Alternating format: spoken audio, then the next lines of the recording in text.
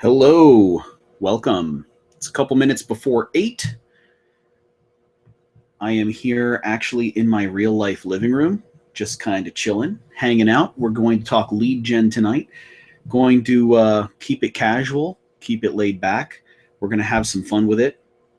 And we got people who are joining us as part of the Google Hangout.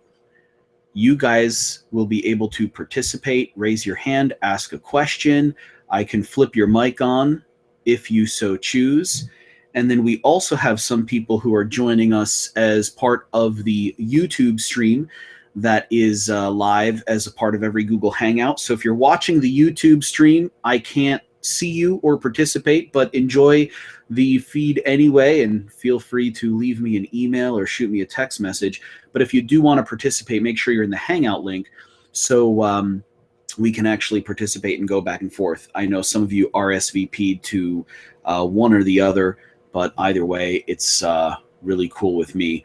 So we're going to actually just jump in and just kind of do a little bit of an intro because we're a couple minutes early and I want to leave some time for everybody else to jump on. But I do want to tell you guys a little bit about what we're going to cover tonight. I've been doing a lot of conversations lately about lead generation. And, you know, I'm having a lot of fun interacting with all you guys. And I'm learning there's a lot of stuff you think you need to do in order to actually like work on your business. There's a lot of stuff you feel like you need to do to work on growing the business. And some of that stuff, maybe you don't get to spend the amount of time doing it that you want, you know, because life happens and you really, really get busy.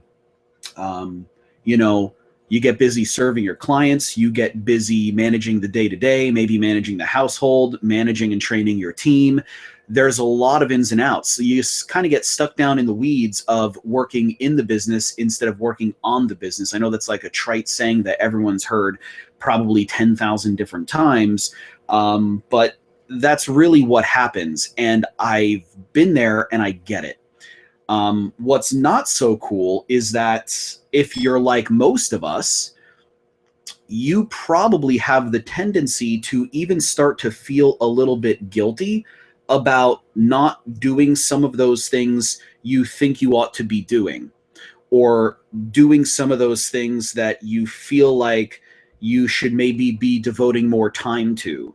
And so that starts to build a slight feeling of guilt, and maybe for some of you more than slight, you know, because deep down inside, you know that you could be serving more clients. Deep down inside, you know that you can be enrolling more people and bringing more revenue into your business. And obviously that income would serve your family and maybe your friends in some big way. And certainly by helping more people, you will deliver your gift and your value to a hell of a lot more people in the world who will then go on to make some kind of great impact themselves. So there are very altruistic reasons why we want to do that. But like I said, life happens and other stuff happens.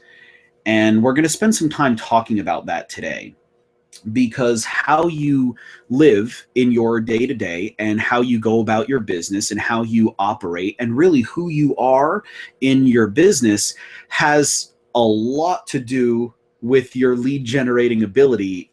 Probably, dare I say, it has a lot more to do with your lead generation ability than most people think. So we are going to spend some time talking about that type of stuff tonight.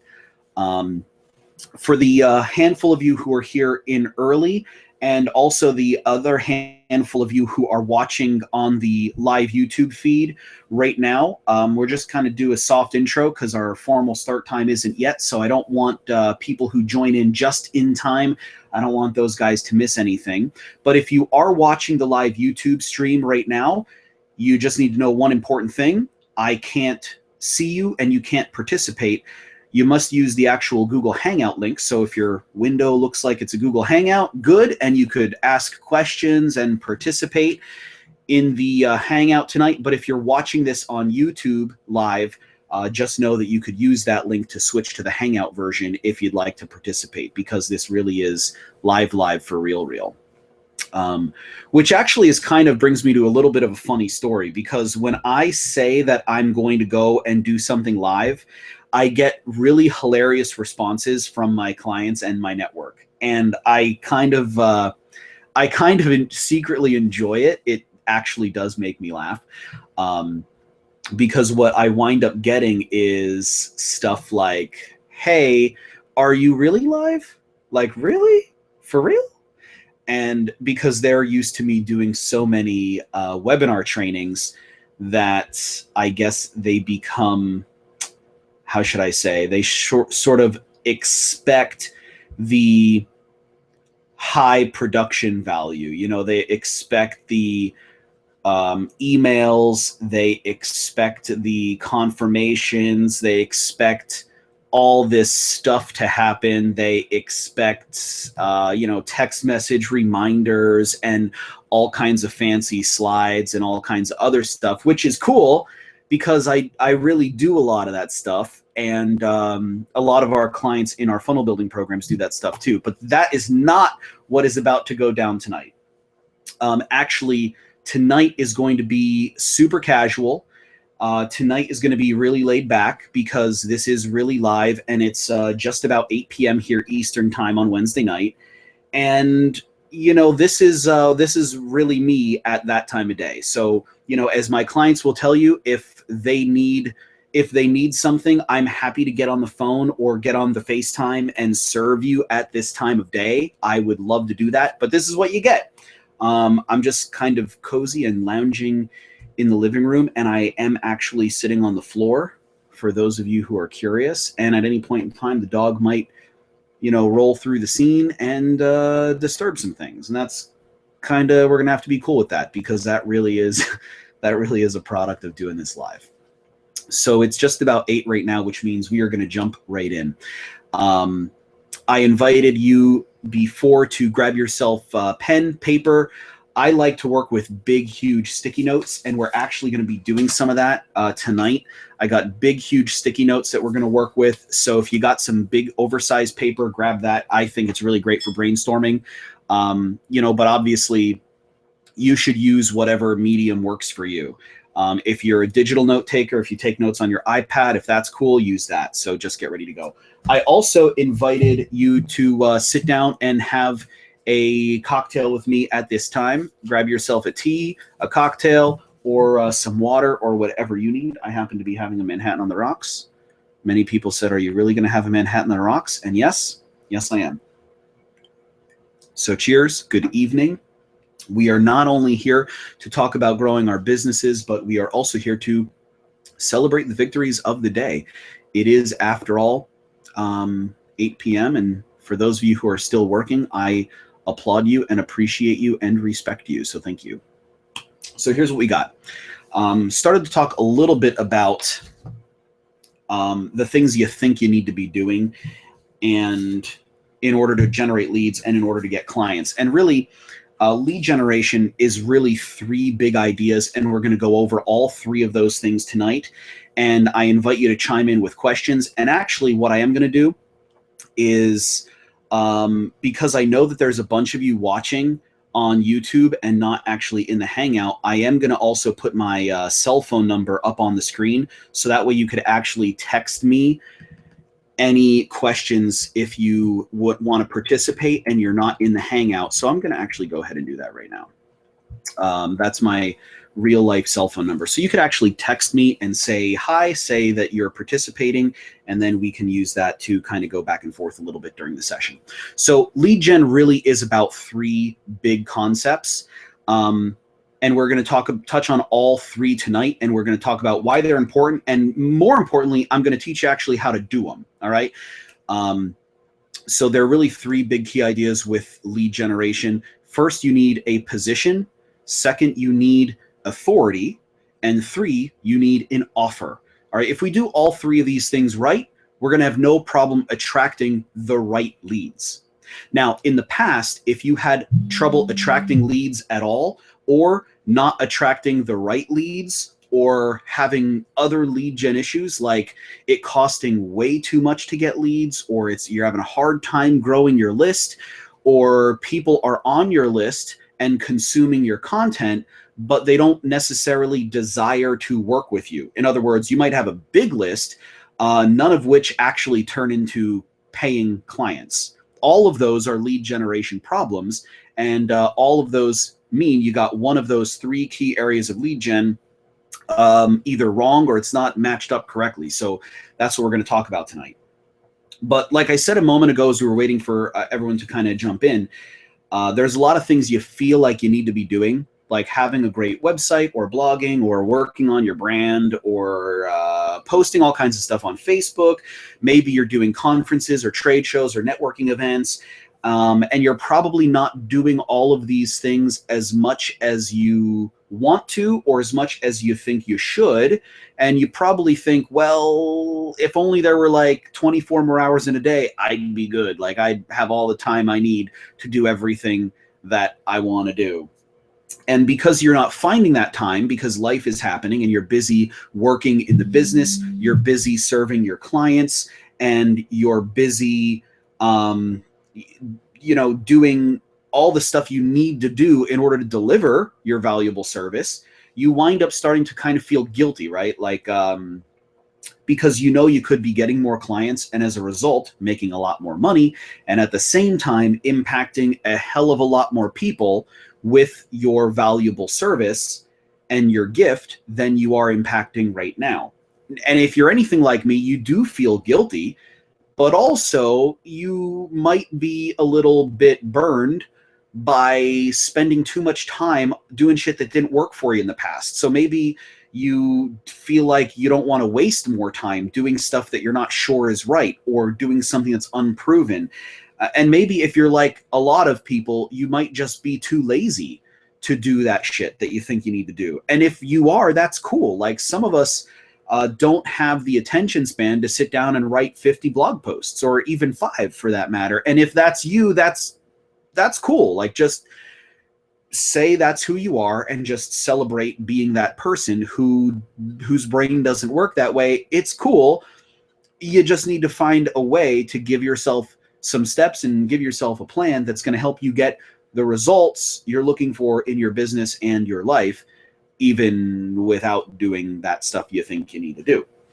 But what I'm about to share with you right now might make you feel a hell of a lot better, because all that shit you think you need to be doing and all that shit that you have been told in the past is the stuff you need to do, like the video, the blogging, the Facebook posts, having a big fancy website, or doing this networking thing or this trade show or whatever. None of that shit really works, or at least not the way it used to, or at least not the way you're doing it right now. And there is an easier way for you to go about doing this stuff. I don't know if me telling you that makes you feel any better, but the truth is the vast majority of you can make probably twice as much money as you're making right now without doing all that annoying crap that somebody told you you need to do. The truth is all of that stuff doesn't work the way you think. And from that standpoint, you may have been lied to about how that stuff really works. Because if you become the best at blogging, if you don't nail these 3 most important points that will help you generate leads, if you're not good at getting these 3 things across to the person you're blogging for, it doesn't matter how many people look at your blog, they're not going to want to hire you. And if the reason why you're blogging is to help you eventually one day enroll more clients, then that's a problem, all right? Because you're not blogging because you want people to think you're a super smart or a great writer or a great journalist. You're blogging to increase your thought leadership and your credibility and your authority for the people you're trying to serve, okay? But if the lead gen stuff is off base and you're not doing those important 3 things, again, if you don't have a position, if you don't have a demonstration of authority, and if you don't have an offer, no matter how good you get at having the fancy website or a nice business card or going to the networking event or going to the trade show or blogging or video or posting stuff on Facebook, no matter how much time and effort you spend on all that stuff, it may not help you make any more money. Think about this right now. The time that you spend doing that shit now, let's say it's 10 hours a week, all that stuff that you lump under, this is the stuff that I do to grow my business. If you do all that stuff for twice as much time, will you get twice as many clients as you're getting right now? So if you do all that business development-y stuff for 20 hours per week instead of 10 hours per week, will it net you twice as much revenue?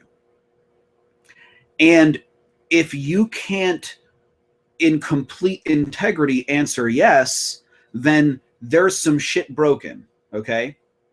And that's what we're going to talk about tonight, because that stuff that's broken is what we got to talk about so that we could get it fixed, okay? So lead gen is quite different today in what a lot of people are calling the new economy.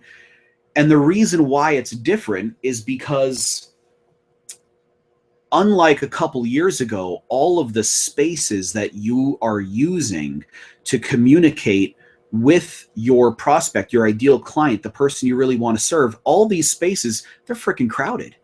All right. And this person may be inundated with content and messages from other people who sort of sound like they do some of the same stuff you do. All right. Maybe 3 or 4 years ago, you were the only nutritional coach in their news feed. Or maybe 3 or 4 years ago, you were the only local marketing or local SEO guy in their news feed.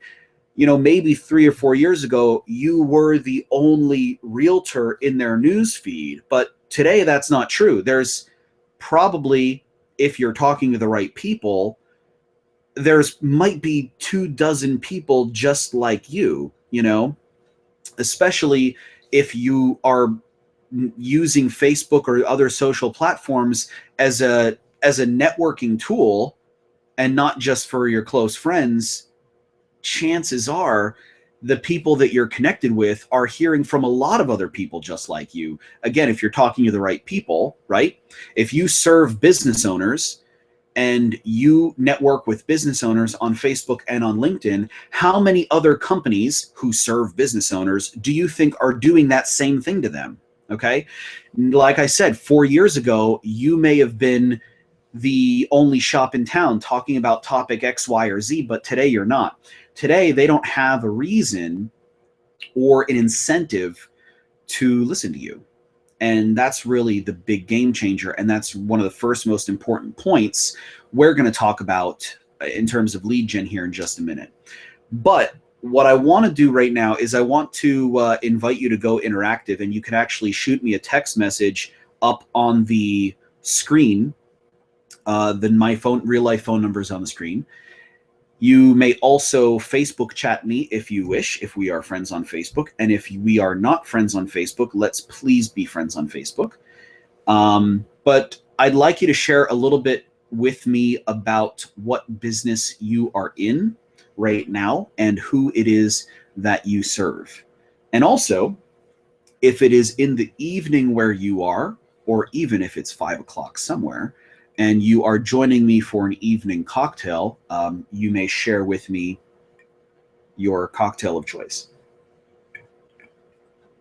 And also, I promised a friend and colleague earlier today, Denise, that I would give my Manhattan recipe.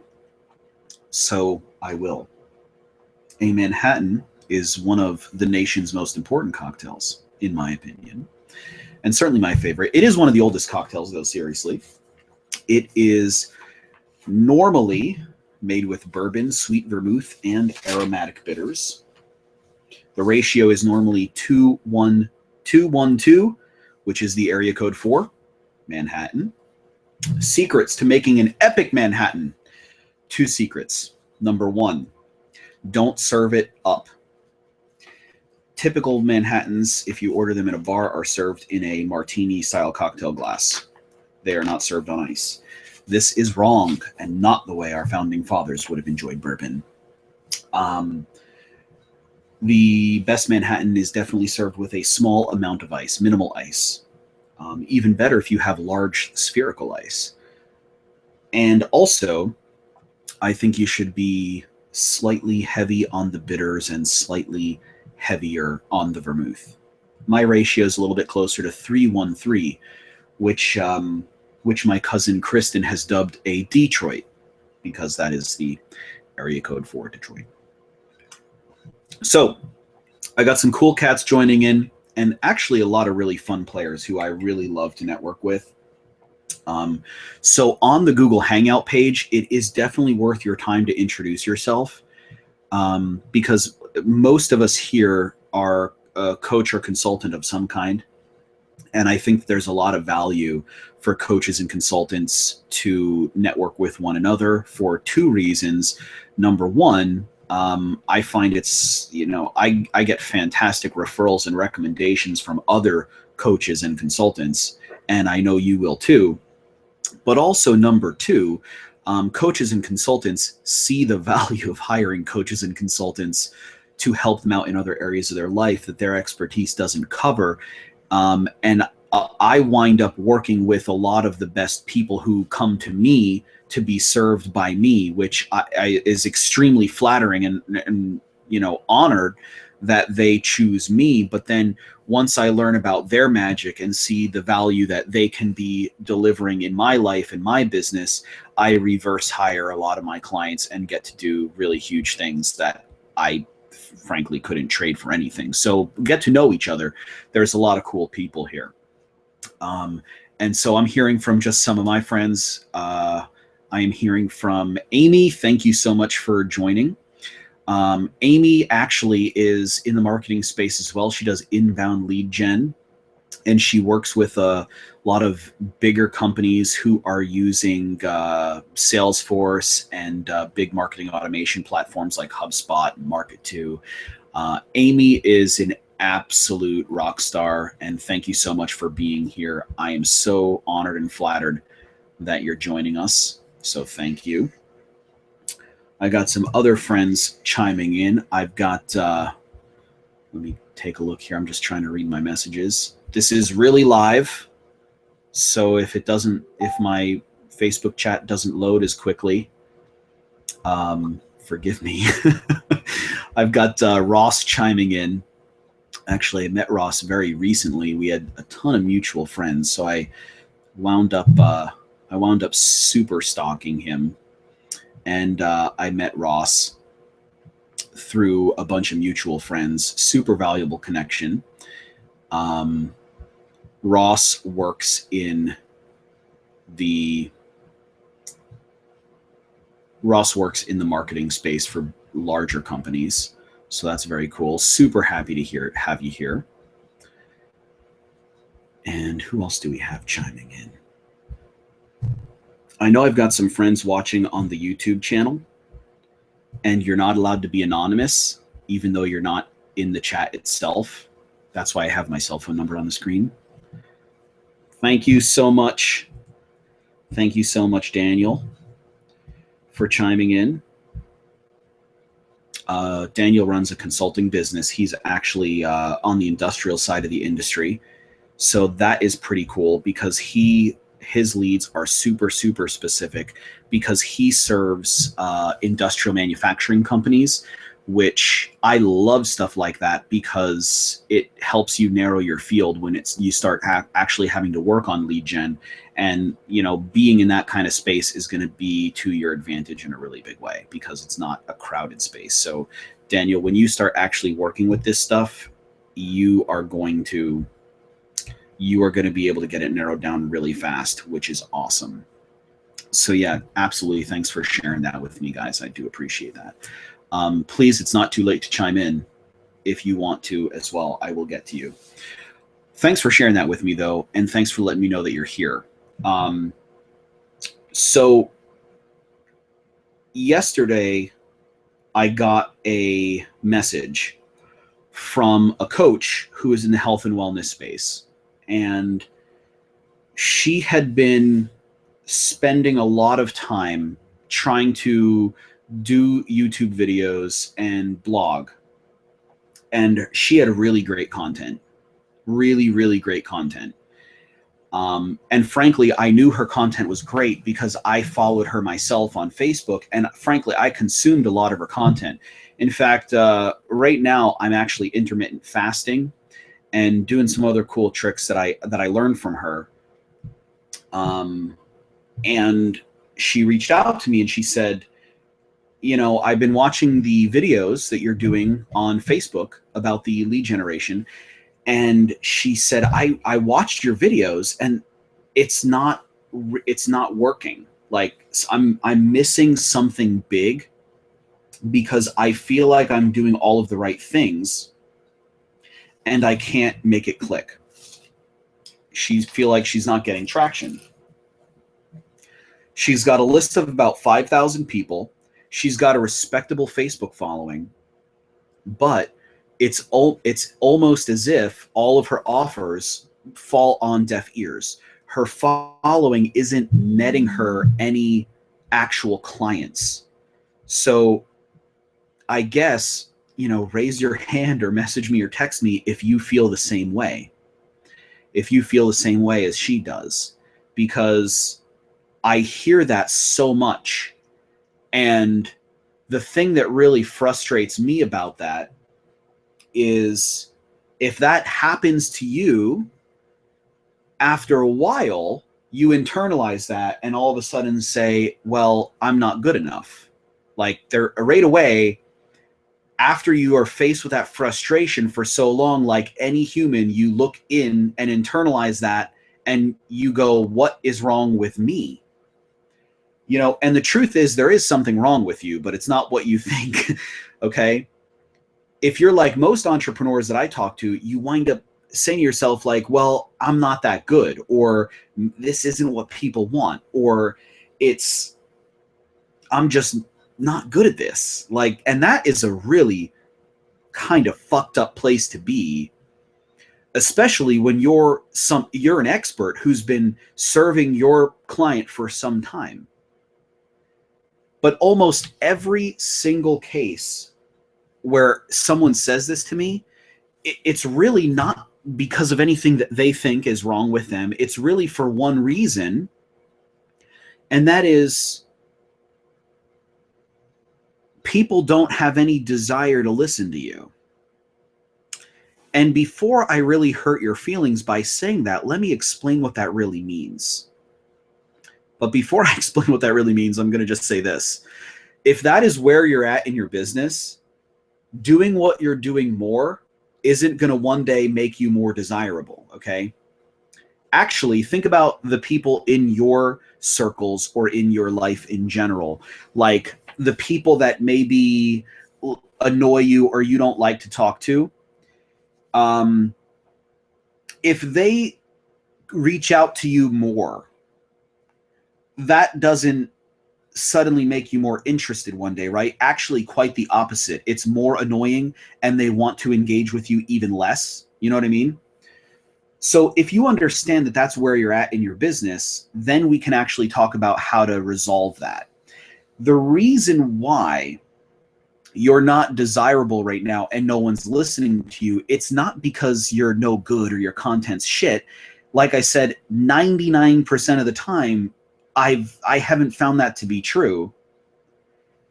But the reason in general why you might not be getting the results in your marketing that you want is because you don't know how to lead gen.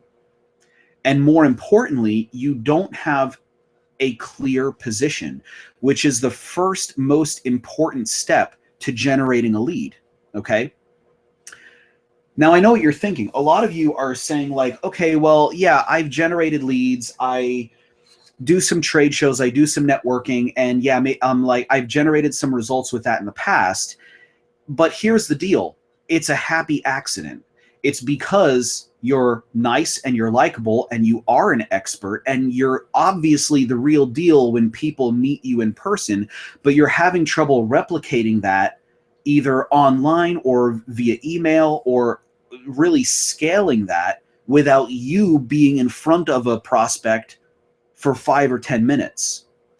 And if that's you, There's really one big reason why, and it's because you don't have a position or your position is just unclear.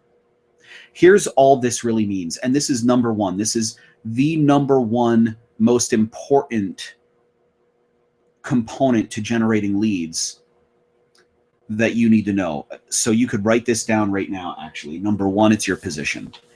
And I'm going to soon go to my gigantic, ridiculously huge sticky notes. You could see these are as big as my head. And I have a big head too. Actually, a colleague of mine once ran a contest at the office, how many jelly beans fit inside Conrad Flynn's head. Don't know if that was supposed to be flattering. It was nice to have my name up on the bulletin board. But we're talking about positioning first. When I did the lead gen videos on Facebook, I mentioned Donald Trump. And, you know, whether you love him or hate him, positioning is something he does very right. It is something he does very right. He gets the attention that he wants, and trust me, it's not on accident. He gets the attention that he wants, and he has no problem attracting an audience every single time, even when people don't agree with him. And the reason is they understand exactly what he stands for. Again, this is called a position, and chances are you don't have one right now. And you're going to need one if you want to change the results you're getting from your marketing, and if you want to change the results you're getting from your lead gen. So having a clear position is the number one difference between you having to hunt people down or convince them that you're valuable or try to educate them or get the word out, you know, all this shit you've said before. If you feel like you have to get the word out or educate people, it's because you don't have a position. It's the difference between hunting people down or having the right people magnetically attracted to your business. Having a great position is the number one difference between having a teeny tiny list of people who don't really respond and becoming a lead generation machine and growing your list to the thousands of people who actually respond and are interested when you send out a message and start hitting reply and having a visceral reaction to your emails. Having a clear position is the number one difference between practically begging people to work with you and having them actually reach out to you first for help. Having a position is the number one thing that helps me do that. And I'm going to share with you how you could do it too in just a second.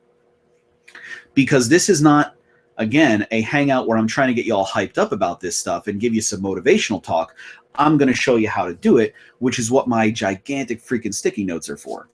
So having a clear position is also the number one difference between having like crappy bottom of the barrel clients that so many of my clients come to me complaining about, who always haggle or they don't commit, you can't get them off the fence, or they just flat out refuse, saying they can't afford it, or having clients that show up and pay premium pricing on demand without a question. Okay. I actually had this happen earlier today with me, someone jumping into one of my new programs. Shannon, shout out to Shannon if you're watching. I actually believe that you are. So hi, Shannon. I'm throwing you totally under the bus right now. I was on the phone with Shannon earlier today, and I had spoke with her once before, and she reached back out to me, and she basically said, Conrad, I've been using some of your content. I am following what you got going on right now. I'm really liking this stuff, and I need some help. And so I jumped on the phone with her and I said, we're doing something new. Here's what it looks like. And I think that this might be a good fit. Do you want to talk about what the details are? And you could decide if it's a fit for you. And she goes, I don't know. I don't need to know. I'm in. Okay. So that type of thing is the difference between your position, is the difference between clients who hesitate and haggle and clients who reach out to you for help. And when you say, I think I've got a way to help you, and they say, I want it, I'm in, no questions.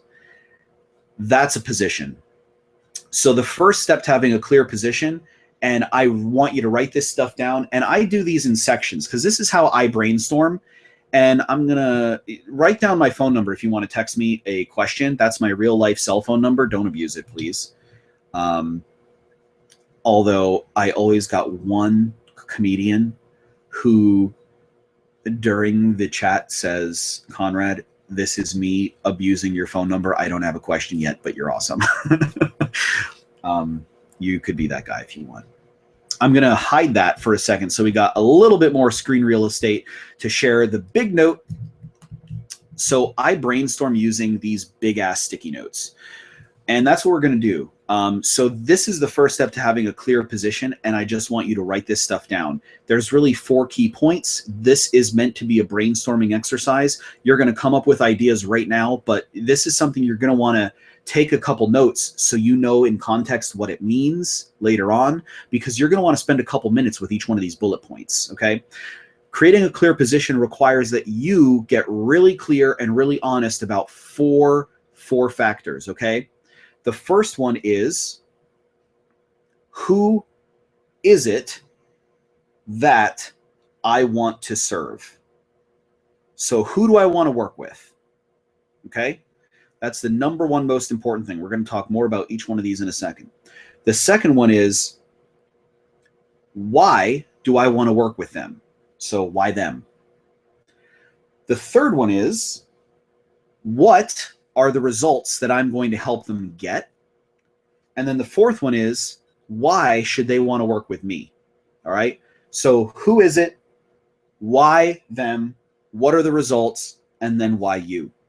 Those are the 4 things we need to work on together if you're going to really have a clear position that gets the correct people magnetically attracted to your business and magnetically attracted to your presence online, whether that's a blog, Facebook, or your website, whatever the case may be. Those are the 4 key things. Let's break each one down real quick, because these are both revolutionary and also rudimentary at the same point, because I meet people who are doing, frankly, very well in their businesses who haven't clarified these kinds of decisions yet, okay? So let me first talk about the who. So this is, again, who is it that I should be serving? And I'm going to put the lower third back on so you can chime in via text. You can share with me or ask a question via a text message. That would be totally cool and very much welcomed. So who is it? Who is it that you really want to serve? See, right now, if you're like most people, and I used to do this too, frankly, I'll tell you a story about it in a second. If you're like most people, you are kind of trying to please everyone and be everything to everyone, okay? You're kind of approaching the world as if to say, here's a big bubble of shit I'm pretty okay at. Like, I know how to do a lot of shit. And I am going to do that shit for whoever shows up that kind of sounds like they need that shit, okay? So you wind up trying to please everybody instead of just owning the one person you really belong to, instead of owning the one awesome result you really belong to, okay? The thing that is so you that you can't turn it off if you tried.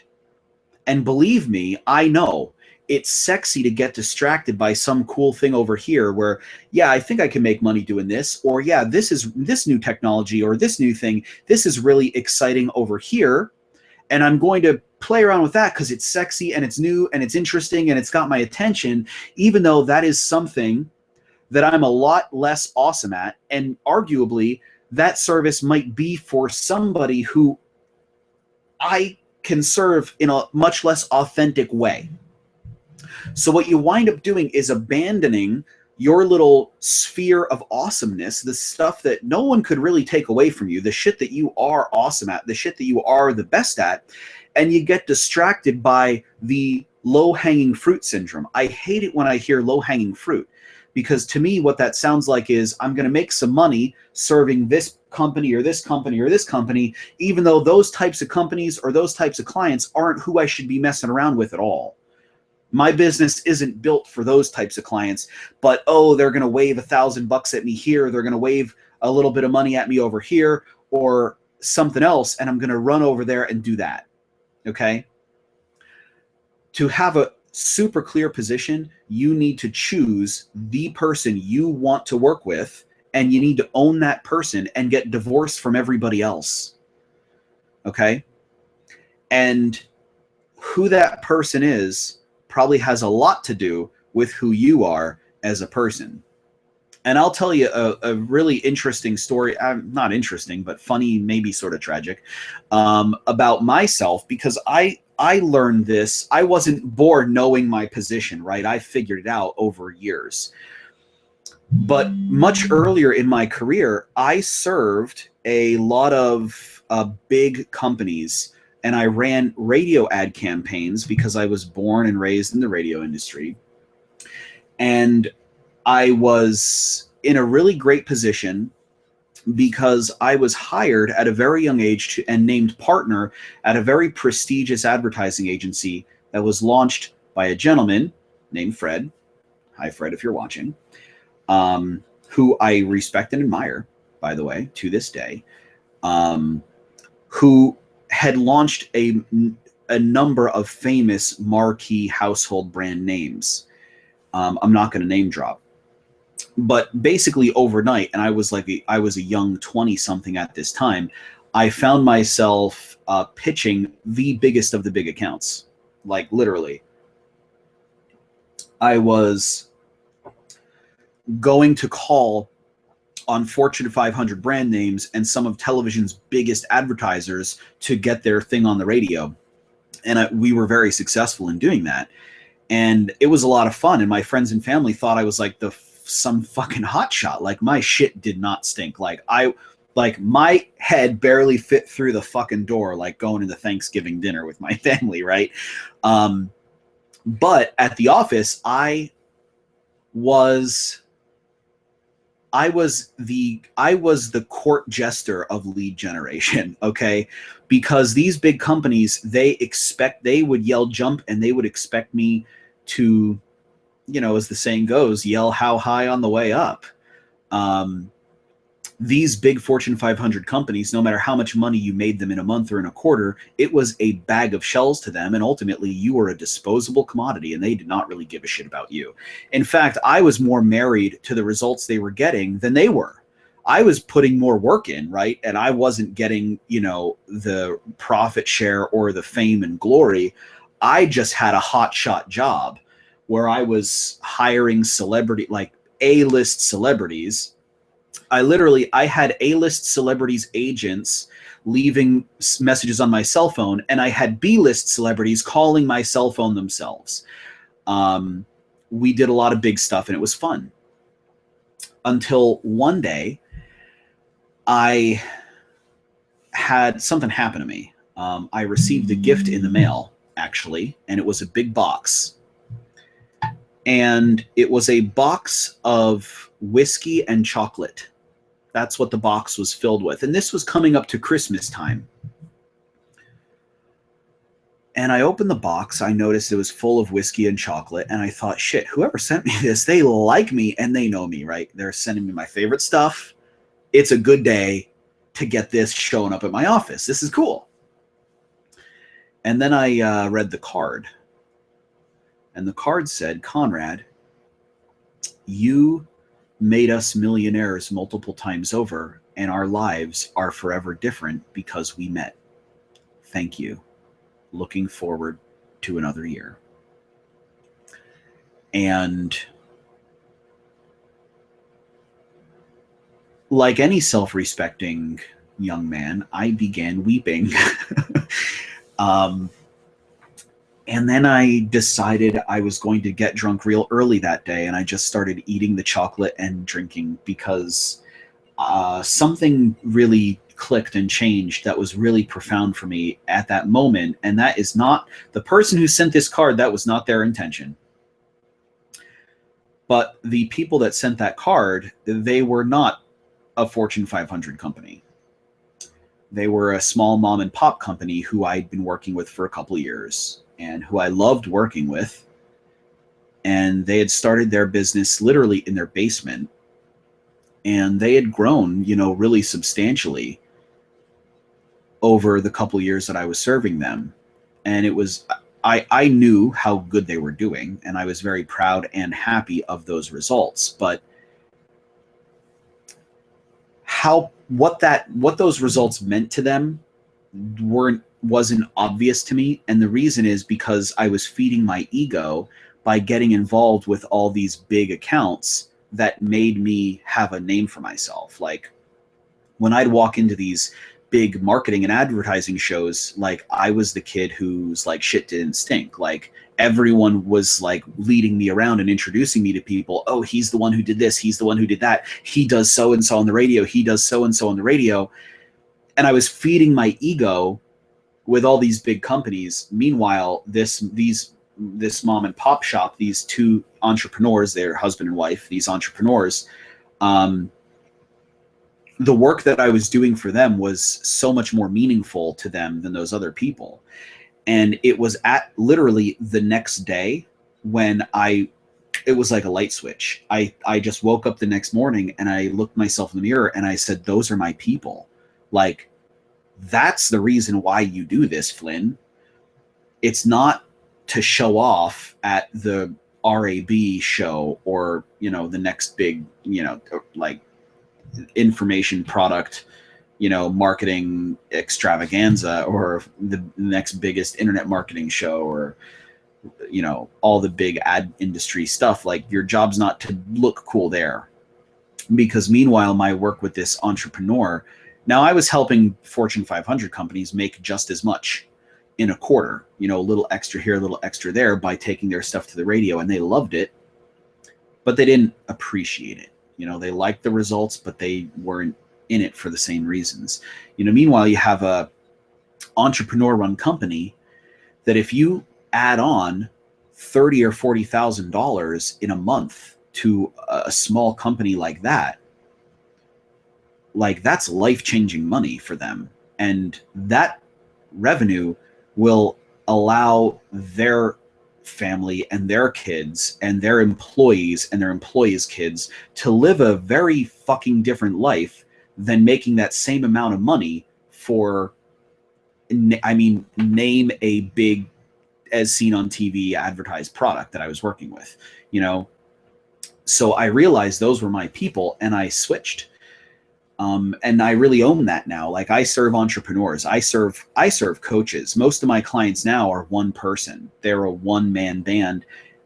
Actually, most of them have an assistant, or, you know, have a virtual assistant, and they hire contractors to help them out with stuff. But the lion's share of my clients are solo entrepreneurs.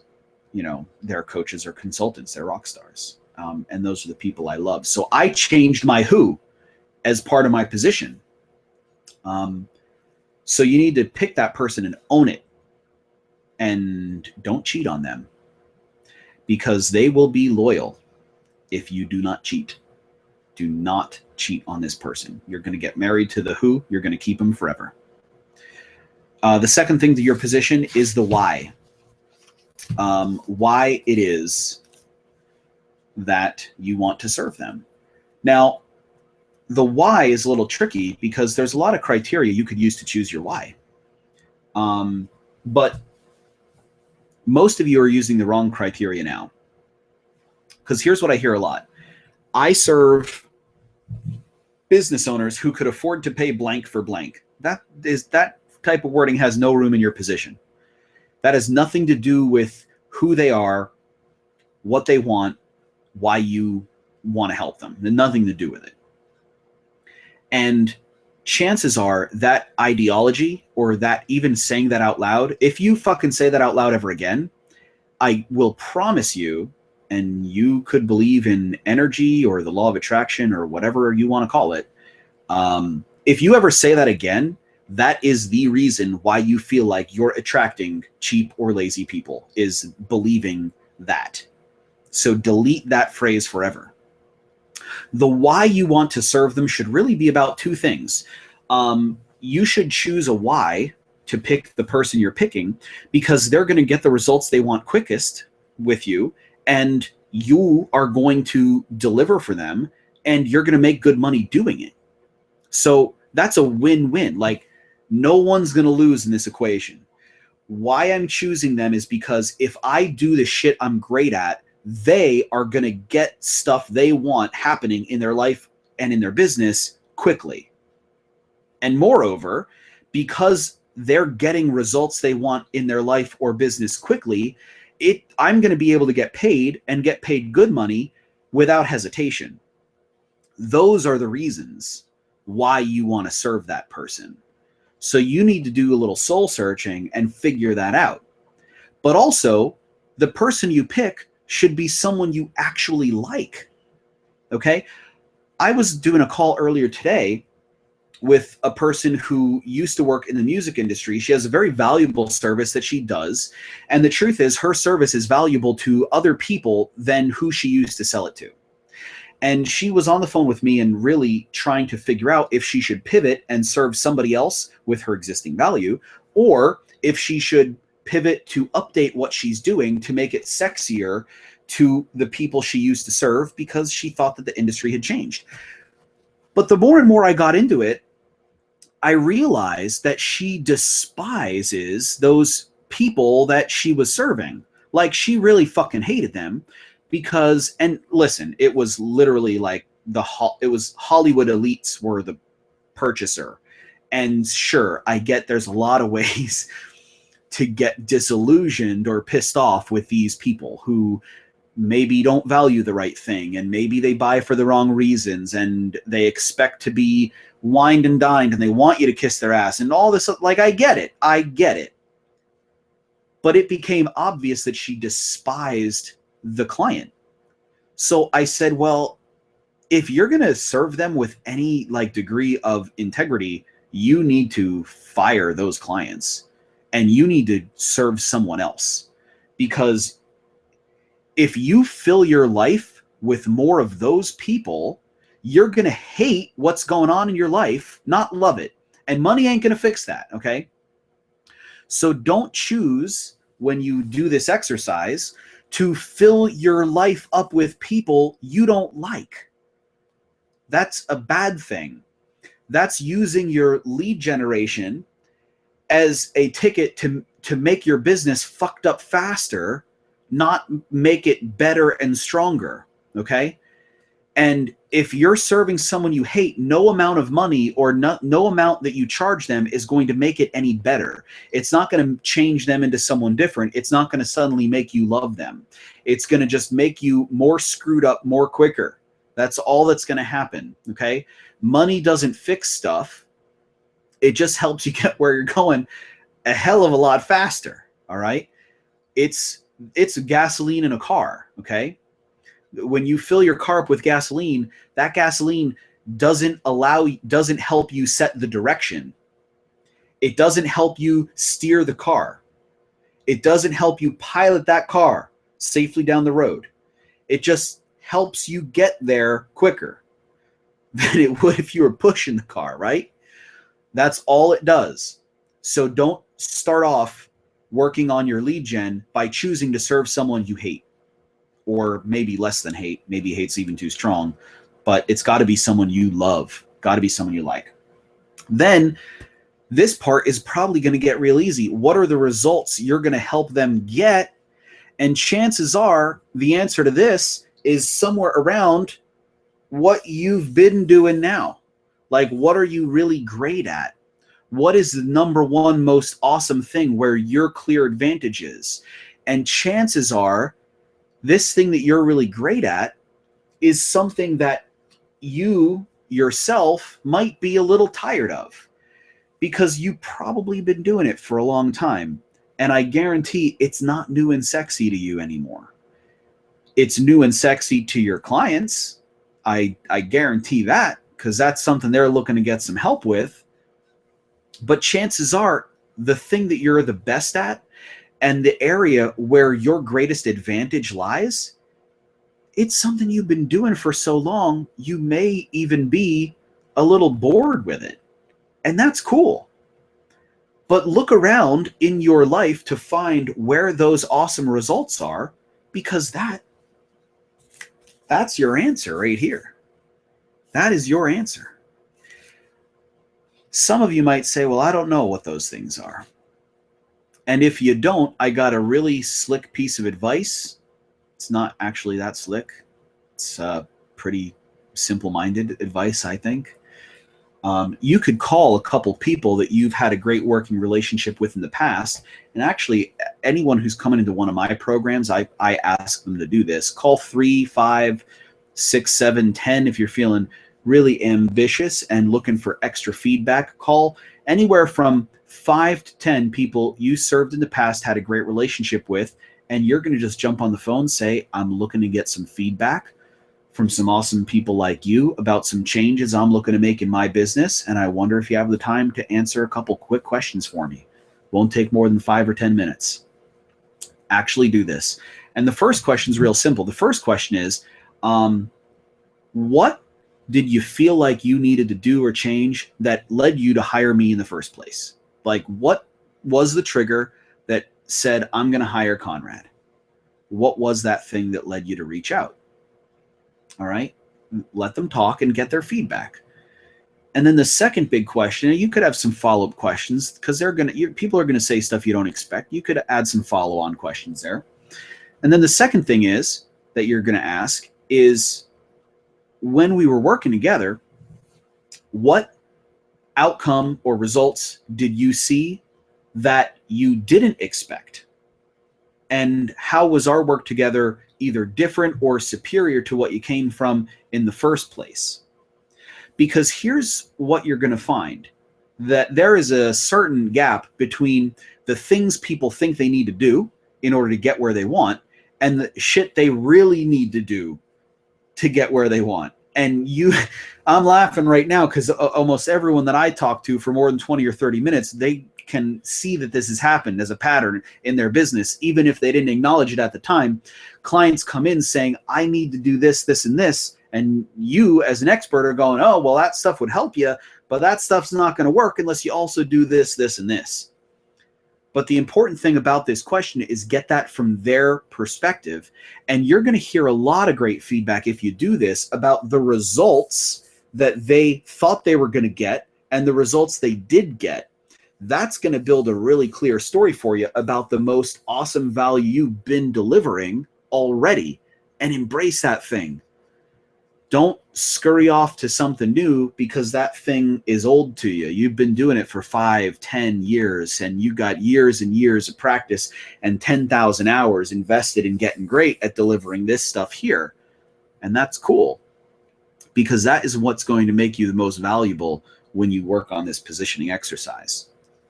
And then finally, why you?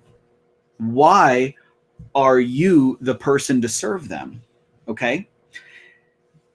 And that part is not as complicated as it might seem to you right now, because why you is really a short explanation of what magical change you're going to help them get in their life. See, the person who says the outcome or result or life that your prospect really wants to be living in, the person who says that out loud and promises that, you're the go-to guy. All right? So when you figure this out, all these things, this is a brainstorming cloud. Going to put a lot of words down. And then eventually you're going to be able to, and I'm going to tear a page off my giant sticky notes. Eventually you're going to be able to fill in these blanks. I help blank people do blank so they can blank. This last blank is the why you. Okay? I help blank people do blank so they can blank. All right? That is going to be the formula for creating your, what we'll call a positioning statement. A clear positioning statement helps people understand who you are and what you're all about and what you're going to do for them in 2 seconds. And if you don't have this, you might have some shitty slogan or a shittier elevator speech or some shitty idea of what your USP is or what your features and benefits are. That's not shit people buy. This idea helps you explain what's in it for them and why what you're going to help them do in 2 seconds or less. This thing is what makes people desire to listen to you and talk to you. This is the thing that makes people understand real clearly what you're all about. This is the game changer right here. being able to explain this in a minute, well, a second. A great positioning statement helps someone say, that's me, and just raise their hand, or that's not me, just as quickly. Both of them are okay. Both of those are a reaction you want. On the flip side of that coin, it also helps people say, oh, I want that, or not for me right now. Maybe not. Both of those outcomes are okay. But the important thing is, it draws a clear line in the sand, and it shows people which side of that line they belong on. They belong on your side with you, where you're helping people like them get these awesome results, or do they belong somewhere else because that's not for them right now? That's what you're trying to explain to them real quick. So jot that stuff down. That's the first thing you're going to work on. That's lead gen number one. That's a positioning statement. Now, a lot of you who are on this hangout right now, you might already know mine, because some of you maybe get my emails, maybe follow me on Facebook. And basically, and again, this is not word for word, so it's okay if you don't say it yourself in these words. Again, it's not a catchphrase or a slogan, it's an idea, okay, that just helps me explain what I'm all about real quick. Mine is, I help rockstar coaches generate high quality leads so they can enroll high ticket clients. At the end of the day, that's who I'm helping, and that's what I'm helping them do.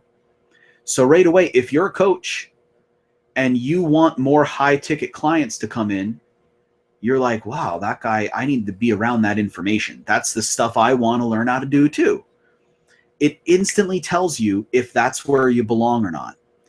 That is what a clear position will do for you. Remember I talked about Donald Trump, he has no problem getting the attention he wants. It's because people know exactly where he stands and they know exactly what he's all about. There is no guessing. And that is what creates that really powerful basis of association. So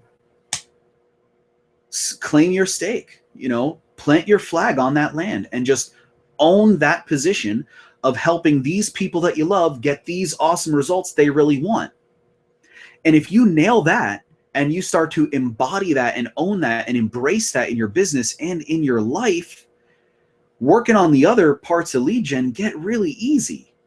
But if you've avoided making a clear commitment to that position in the marketplace and in the world, it gets easy to get distracted by all kinds of other shit.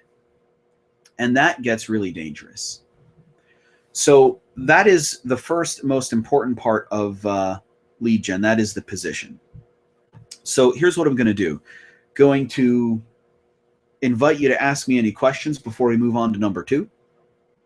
I'm going to take a sip of Manhattan and a sip of water.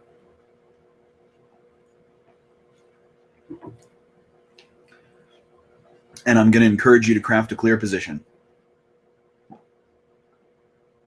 See, without a clear position, what happens is this. You get what's called a default position, which is you just wind up being tossed into the category you belong in. Like if I didn't have a position, I would just be called some other marketing guy. If Donald Trump didn't have a position, he would just be some other real estate development guy, right? If you don't have a position, you're probably just another marketer or just another website builder or just another personal trainer or just another business coach, and the list goes on and on. Like you're not the guy that helps blank people get blank, okay? You need to craft that statement so that it is super, super, super clear, okay? So I got a question from Michelle, who's joining us, and thank you. Michelle texted me at the number on the screen. Thanks for hanging out with us here, Michelle.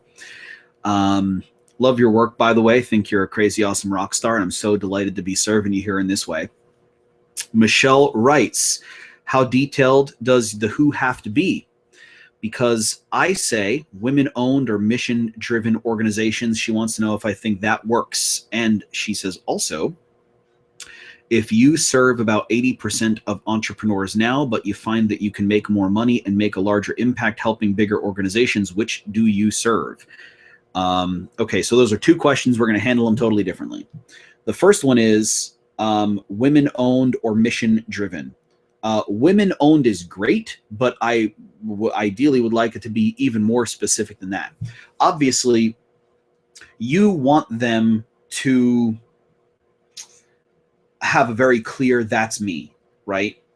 But women owned is not enough of a differentiator because it's still 50% of everybody. Okay.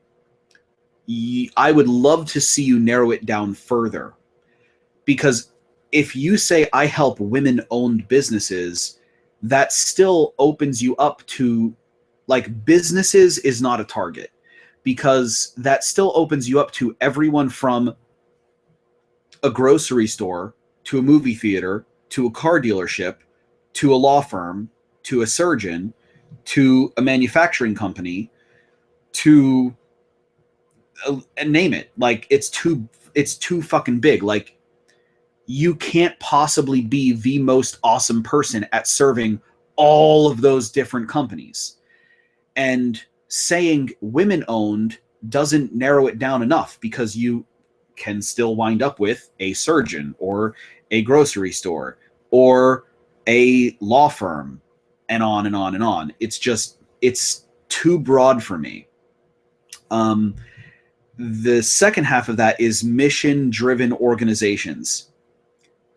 Maybe, but I don't know what that even means. So that tells me I'm not the target. And if that's intentional, and if that saying is working for you, cool. But if it's not, like, the companies that are a mission-driven company, do they self-identify that way? Like, do they say that that's me? And what does that look like?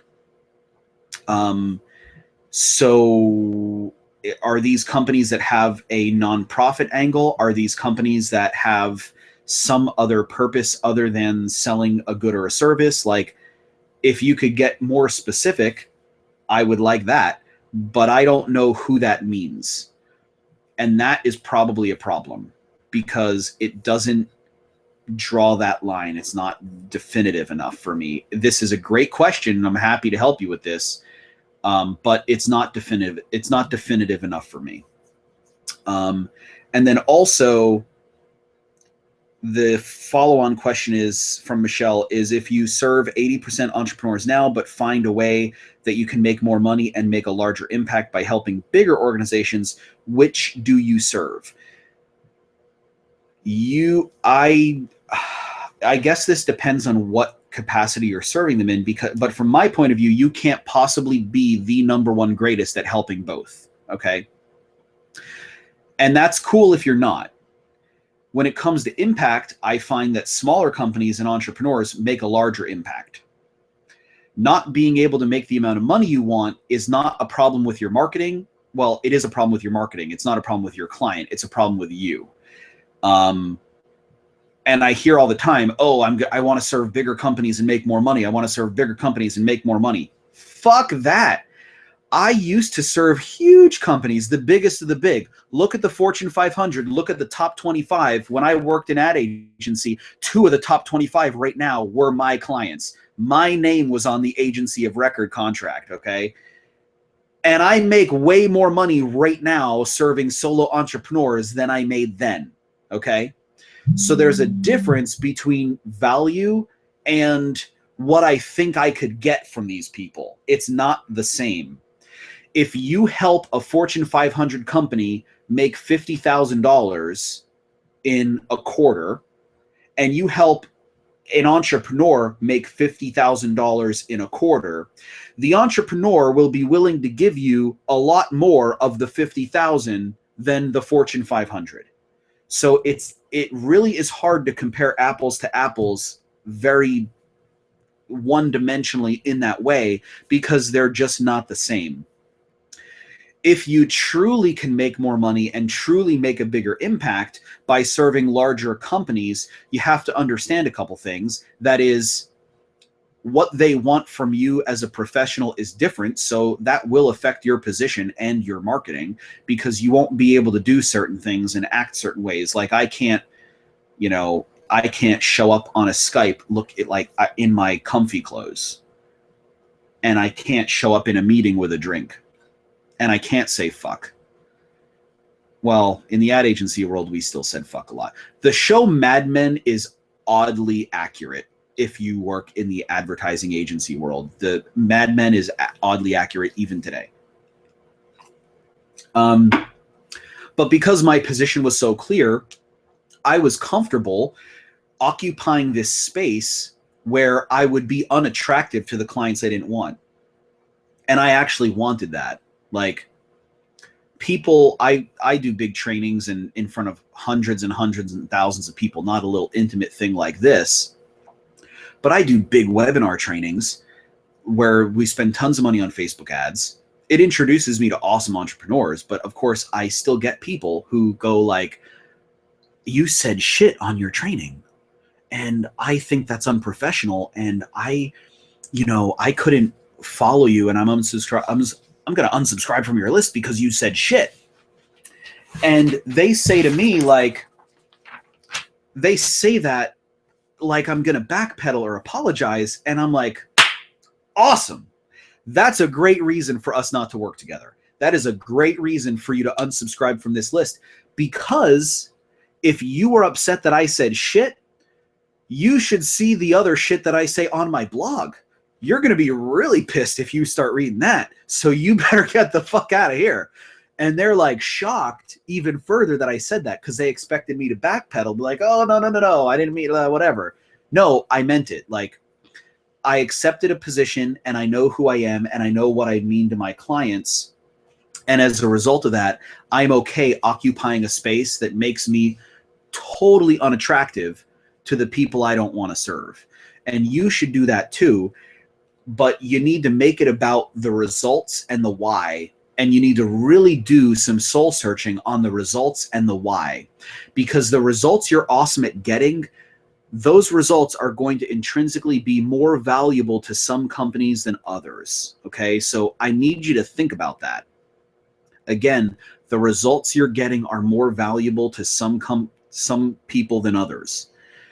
So those people who will value your gift and want to pay you for your gift, those are the people. If they are not going to value it, appreciate it, respect it, think that it's special, or if they're going to think you should work like a dog in order to get their money, those are not your people. Those are absolutely not your people, okay? So think long and hard about that before you start chasing the sex appeal of, if I sell this over here for $5,000 to this guy, I might be able to sell it to $10,000 for $10,000 to this guy. No. The reason why you can't make the $10,000 per client right now is almost only because of marketing and probably positioning, and not the person you're on the phone with. So you can still serve entrepreneurs and make a hell of a lot more money if you're serving the right entrepreneurs for the right reason. And that has everything to do with your positioning and your offer. So think about that long and hard before you make a radical shift like that. But you already know the answer inside of you, but you do want to soul search some of those topics. Once you have, great question, by the way, Michelle, and I'm so grateful and I so value you for being here. And it is a very smart question. Thank you for bringing that to the table for us. I got Amy chiming in as well. Amy, this is a really good question. She says, startup companies do sometimes have to be opportunistic or they will starve while they build, don't you think? No, I don't think. Although I know where you're going with this, and I certainly believe you're giving well-intended feedback and well-intended advice. And honestly, the problem that I see is when people stray and take the opportunistic sales, they wind up doing worse than if they had done nothing. Because even though they did generate some revenue and they began working and actually doing stuff, and that might help them get the kinks out, that ultimately there was not a strong net gain there. So I would say if you know your first X number of clients isn't going to be profit generation, isn't building, just suck it up. Just suck it up. And if you're in such a big overhead space that you can't afford to do that, then maybe you should reconsider something that's going on. But almost every case I can think of someone I've served, I've seen them do more damage than good by doing what you've described, by taking every sale.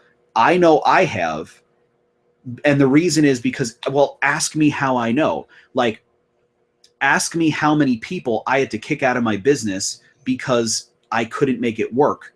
Ask me how many people I gave a refund to because I really shouldn't have taken them on in the first place.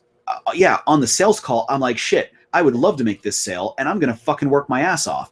But at the end of the day, I could do my best work, and that doesn't mean that person X is going to be as successful as person Y. And sometimes that's a choice. But if I could go back and undo that, I would. I mean, it was feedback and it was a learning experience, so I can't say I'm living in regret. I learned from it. But if Conrad went back in time, Conrad would say to past Conrad, fucking shit, don't be doing that. Like, don't. You're going to give her that money back in 3 months from now. And worst of all, you and the whole team, you're busting your ass and giving the money back. So I would say stay true and lock in the position. And when you're the real deal, associating yourself with the people who you really belong with is really easy. And you don't have to force it, and you don't have to take the low-hanging fruit. So I would say be real and be authentic and be around the right people where you belong instead of trying to do the clumsy phrase, the square peg in the round hole deal. So be careful with that. Just be careful with that. I see people do it all the time. I've done it, lived it, been there, bought the t-shirt, don't recommend it to others. Step 2, authority. Authority is really easy when you're the real deal, and this one is actually a lot of fun to talk about. And I want everybody, if you're joining me for a cocktail, take a drink, because what I'm going to do is I'm going to ask you to write something down. And this is really important stuff. Because people don't view you as an authority right now, you probably feel like you're always trying to get in front of people or educate people. And you probably keep saying shit like, you know, if only I can show them how great I am at this or how awesome I am at this, you know, they would want to buy from me. And that doesn't work because no one really cares about you. They care about results that you might help them get, but they don't care about you, and they don't care about how smart you are, and they don't care that you're willing to work hard, or that they don't care about all the shit you think they care about. Like, think about this for a minute. Like, imagine you are like the hardest, you're the fastest horse at the race, right? And you win the race.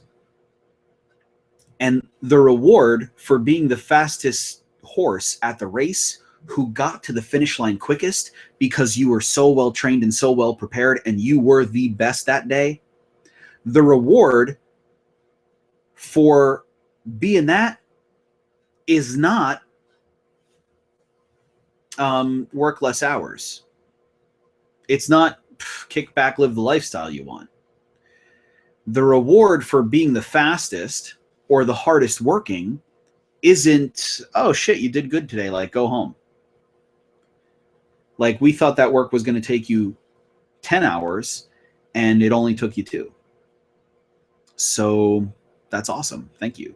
No, they're like, we want fucking 10 hours. So the reward for winning the race isn't what you want. The reward for winning the race is being expected to do that again. The reward for putting in the most hours is being expected to do that again.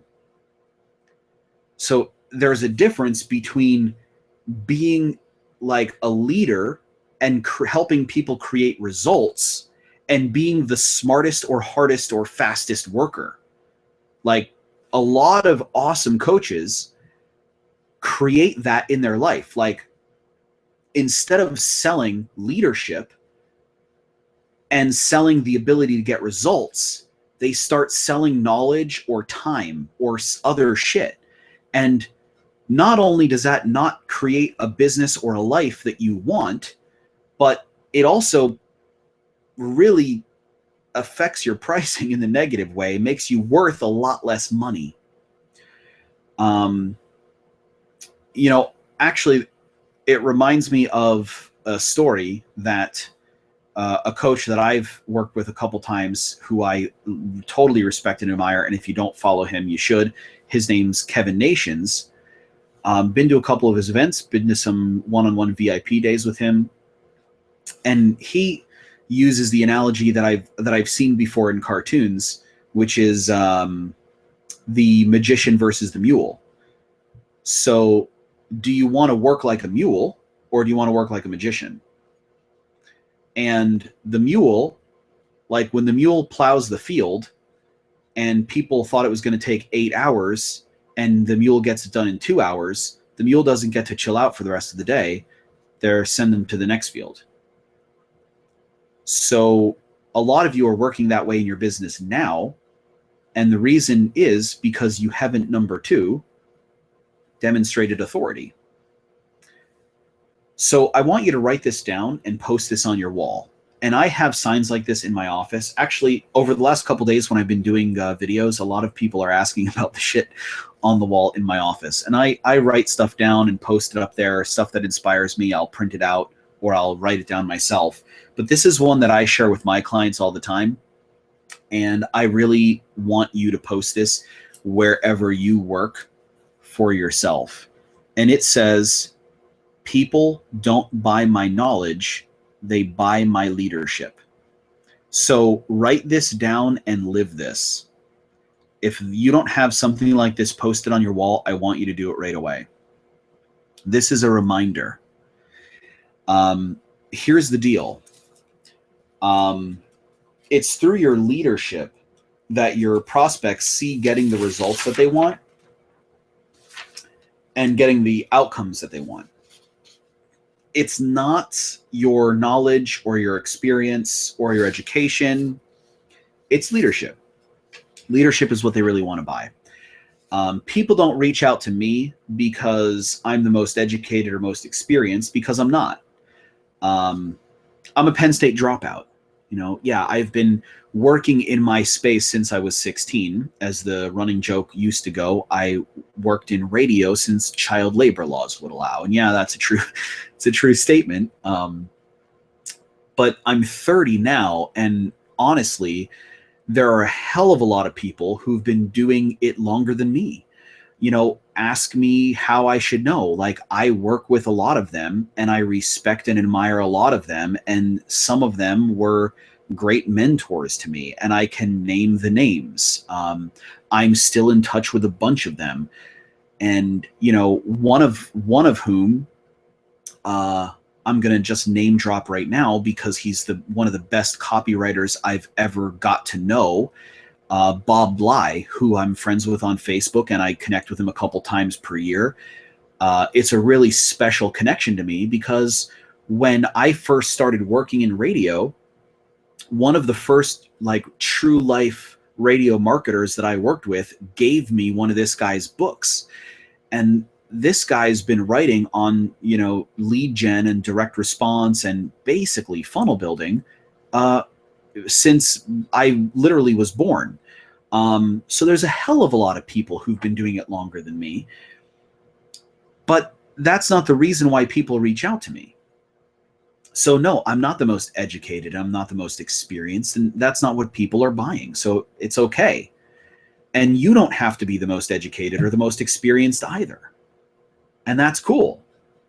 The reason people reach out to me is because what they see going on around me, both online and off, are real life examples of how I live. Like, your leadership is how you live. And because I'm the real deal, like I really live how I live, that life, online and off, is a natural demonstration of my authority. Like, people see me delivering trainings like this. Okay, they see me doing webinars. They see me publishing content online. You know, they see an hour-long training here about closing deals. They see me delivering a live hangout about lead gen. And whether they attend it or not, it doesn't even matter. Like, the impact of what we're doing right now will affect more people tomorrow because of the fact that I did it, not even the fact that there's, you know, a dozen or so people here hanging out with me right now in the evening, which is fucking great.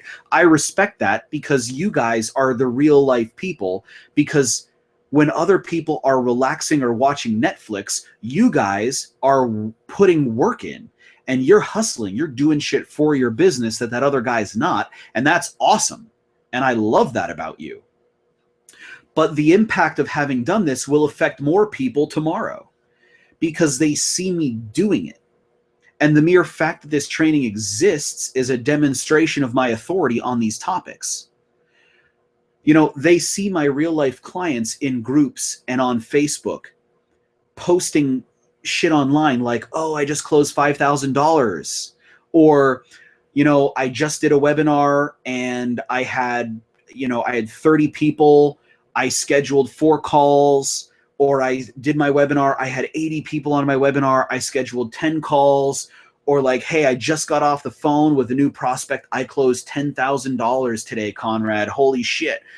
And these are what my real life clients that I'm working with are saying online.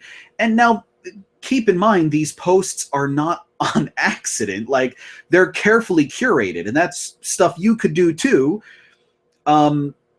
You know, when my clients are texting me like, holy shit, I just closed 10K on the phone, first call.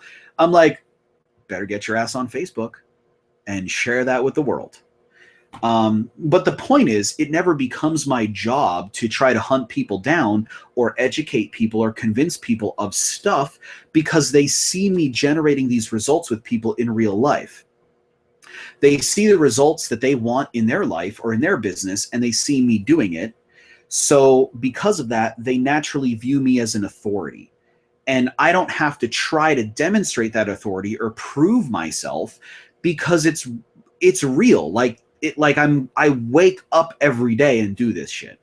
So if your position is really well matched to what you are all about, the awesome results you deliver, and the people you love to serve, if all that stuff is matched up, demonstrating authority is really easy. Like, to bring the Donald Trump example back, whether you love him or hate him, when he says in an interview or in a debate that he's going to renegotiate this deal or renegotiate that, or he's going to build this, or he's going to fix this infrastructure problem over here and do all this stuff, you could disagree with the reasons why he's saying that. Fine, politically, you could say, oh, we shouldn't do that. But you can't say he can't do it. And the reason is because he's made his whole life of doing that shit. He's built his whole life on building things. He's built his whole life on making great deals, and he's done that very publicly, might I add. So you can't say that he can't do it or he's not going to do it because you know he's done it. So again, love him or hate him, when you look at other presidential candidates, the conversation is really different. And the only reason is because the other guys and girls can't make the same types of claims he does with any kind of authority because they haven't lived it before. They haven't done the same stuff. So they're just lacking the authority or the integrity to say the same things or make the same claims that Donald can make. And that's really all there is to that. So those really are the first 2 key, most important parts of lead generation, is really having a super clear position that people understand in 2 seconds. So they know if it's for them, what it's all about, and they know it's something that they want. Again, your positioning statement should get somebody to say, that's me, and I want that. or that's not me, or maybe not for me. Both outcomes are okay, but it should communicate that in an instant, very quickly. And then secondly, demonstrate that authority by being the person who delivers those results, both online and otherwise. It's okay to share those results, and you want to be your real life person and live with that authority and live with that integrity. If your position is clear, it's easy. If you've tried to force a square peg into a round hole, living in complete transparency online and on Facebook is a little tricky, because you might be trying to put on a show or trying to fake it. So I'm saying don't do that, because you'll be more valuable to your clients if you're you. Because remember, as I said, they're not buying how smart you are. They're buying. That's what they're buying. So before you can actually start to write offers or headlines and, all the super smart stuff that people headline creation, and people want to get into split testing, and all that stuff is good and awesome, and it is the shit you should do. But if you don't nail your position, and because you haven't made those to yourself and the marketplace, all your offers are going to fall on deaf ears. Or you're going to be like so many people that I speak who maybe have a list of 2, 3, 4, 5,000 people who are reading their shit but not buying from them. Or maybe you have a Facebook follow of maybe 2,000 or 3,000 people. Shit, maybe you got 5,000 or 6,000 people on a fan page, aren't creating any calls or prospecting activity or enrolling as clients into your programs. And it's because the position and the authority piece is off. Just they don't understand it. So you got to focus on that stuff first. That's that allows you to make winning offers. That's the stuff that fills you and your circles with the correct people. That's the stuff that creates that traction when people know, I need to follow this. Wouldn't it be amazing to have your business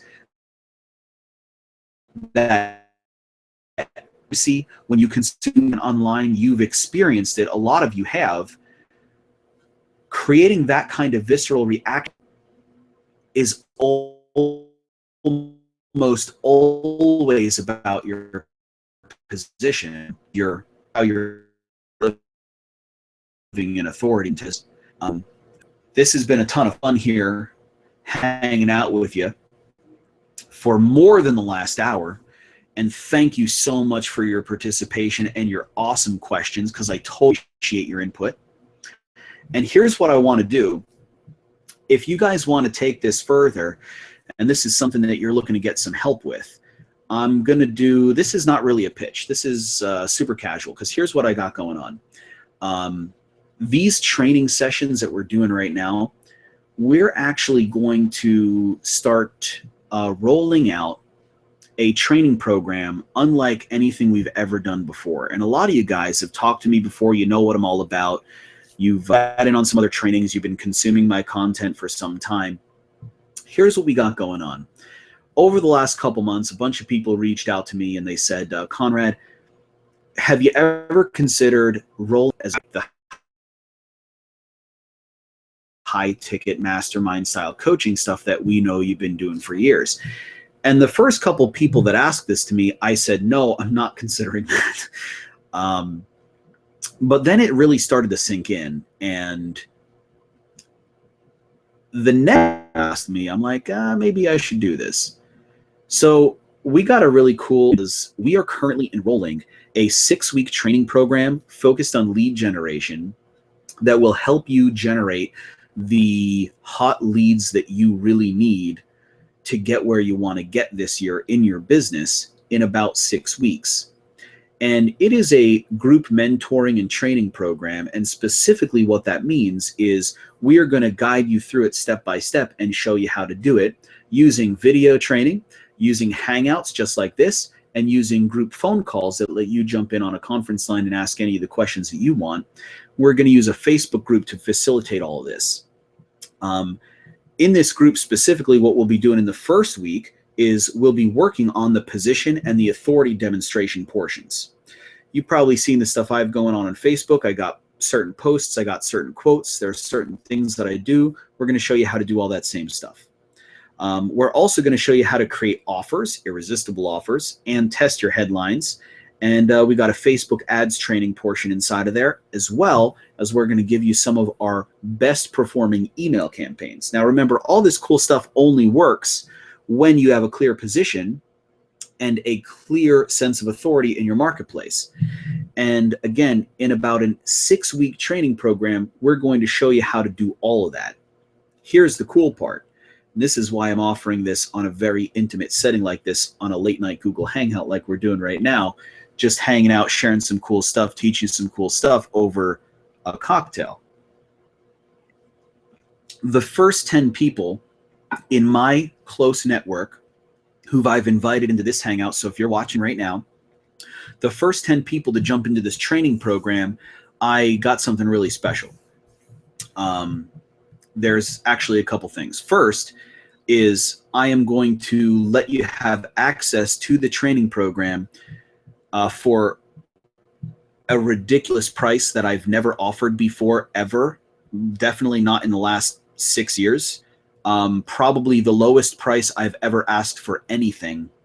And if any of you listening right now have talked to me on the phone one-on-one, or you've seen some of the videos or testimonials or pictures taken at some of my live events or my other coaching programs in the past, you know that they are fairly high ticket events, and you know that there is a real serious financial investment, and I understand that's not a strong fit for every one of you. So the first 10 people to jump into this program, I am offering it at a crazy low price, but there's a couple stipulations with that. The first one is, you know already that this is going to get turned into a course. So that's real specifically why I'm doing this, and I need your help and I need your feedback in order to do that. Okay, so I am expecting you to share some feedback with me, and I am expecting to jump on the phone privately with you one-on-one, both during and after this training takes place, so I could get some feedback from you and learn how I can improve it and learn how I can better serve you. So you're going to have to give me some feedback as part of being one of the first 10 if you choose to jump in. The second stipulation is this. I really want you to be successful with this, and so I am putting on the table direct access to me in the Facebook group and via Facebook chat and text message, just like I invited you to do tonight, because I want you to ask me questions and I want you to get the help and guidance you need so you can actually implement this stuff as we go. This training program, this is not meant to be some study at home course, you know, something you spend some money on and you put it up on your shelf, and it may be you're excited about it for the first 2 weeks, but then after that it kind of sits there and collects dust. That's not what's happening here. This is meant to be a 6-week program where we are actually guiding you through it in real time, and you're implementing it as we go. So there is a time investment on your part. And if you're looking to generate more high-ticket leads so you can enroll the number of clients you want this year, this is one of the most cost-effective ways I've ever been able to create that allows you to get my advice and get the trainings we use in our high-ticket programs. If this is something that you're interested in doing, I will tell you right now, I'm letting the first 10 people in for $1,000. As of today, the first 2 seats are already spoken for, and I expect the remaining 8 seats to be gone within the next couple days. After that, we are going to let it roll for the full 6 weeks, and then we're going to roll it out as the full course, the full training course, and we're going to roll that out at the full normal price, which I don't know what that price is going to be right now, but it'll be a hell of a lot more than $1,000. So if it is something you want to jump in on, like I said, this is only for people on my list. This is only for people on the inner circle. I invite you to reach out to me, and you could text me at the number that I've got on the screen, or send me a message on Facebook if we are Facebook friends, and if we're not, we should be. And let me know that you want to get in, and we could get you set up and take care of the formalities right then and there. No problem. If it is something you think might be a good fit and you're not sure and you want to ask a question or two, I totally invite you to do that to me as well. Again, shoot me a text message, let me know, and or just send me a Facebook message and say you've got a question. Either way, I'm delighted to serve you in that way. It is just $1,000, like I said, to jump into that. Craziest lowest price I've ever offered to the public. Well, not the public, but to anyone for any reason ever, at least in the last 5 or 6 years. Everyone on my team thinks I'm batshit crazy, but I think this is the thing to do. And that is why I'm offering it to you right now. So I'd be really delighted and honored to serve you in that capacity if this is something that you want to be working on over the next 6 weeks. So we're enrolling now. We're kicking off on Monday, the 14th. So that is the first real official day. But like I said, you'll get direct access to me immediately. And I am frankly asking you to use that and abuse that because just between now, if you jump in now, between now and the 14th, if you connect with me via text or Facebook message and you ask the right questions, you'll get that much back out of me before the course even starts. So I do invite you to do that and participate in that way. In the meantime, this sure has been a lot of fun, and I totally appreciate and respect you for being here live with me tonight. Thank you so much for joining us. If you love this and it served you in a massive way, please reach out and let me know. And if it did not, and you absolutely hated it, I'm sure you'll leave some very nice comments for me anyway. This has been Conrad Flynn here, chilling in my living room with you, enjoying the evening together. Thank you so much for your participation and questions. Work on the steps that I gave you. Get out there and be awesome, guys. You rock. Thank you.